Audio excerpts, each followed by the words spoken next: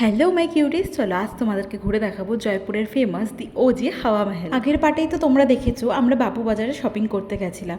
তো সেখানে শপিং করে তো প্রচণ্ড খিদে পেয়ে যায়, তো আমরা এই দোকানটায় চলে আসি। এসে আমরা একটা মশালা ধোসা নিয়ে নিই আর সাথেই ভ্যানিলা শেকটা নিয়ে নিই। খাওয়া দাওয়া কমপ্লিট করে তো আমরা চলে এসেছিলাম ফেমাস হাওয়া মহলের সামনে। এর আগে জানো তো যখন এসেছিলাম দিনের বেলা এসেছিলাম, খুব ইচ্ছে ছিল রাতের ভিউটাও দেখবো, সেই ইচ্ছেটাও পূরণ হয়ে গেল। আমি ভেবেছিলাম রাতে যাচ্ছি হয়তো পুরো ফাঁকা থাকবে, কিন্তু না, হাওয়া মহলের সামনে সবসময় লোকজন ভিড় করে থাকে। সেদিন এত পরিমাণে গরম পড়েছিল জাস্ট আর পারা যাচ্ছিল না। তো আমরা চলে এসেছিলাম এই শিকাঞ্জিটার দোকানে। আমি নিয়ে নিয়েছিলাম একটা অরেঞ্জ শিকাঞ্জি আর আমার বর নিয়ে নিয়েছিল একটা স্প্রাইট শিকাঞ্জি। এটা খাওয়ার পর মনে হলো ধরে একটু প্রাণ আসলো আর ভীষণ রিফ্রেশিংও ছিল। আর এইগুলো খাওয়ার পরই তো আমরা চলে এসেছিলাম ডিনার করতে।